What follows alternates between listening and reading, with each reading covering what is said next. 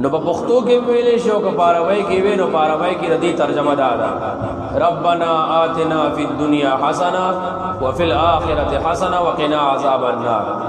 یا موږ اللهم ربنا آتنا فی الدنیا حسنه وفي الاخره حسنه وقنا عذاب النار. نو دا دعا دا سه دعا دا چې دا یو بطور وظیفه تاسو وای او موټور له ویل پکار دی او دا وظیفه د دې لپاره دا چې د دنیا او د آخرت خوشاله سوق لیدل غواړي نو دا دی وای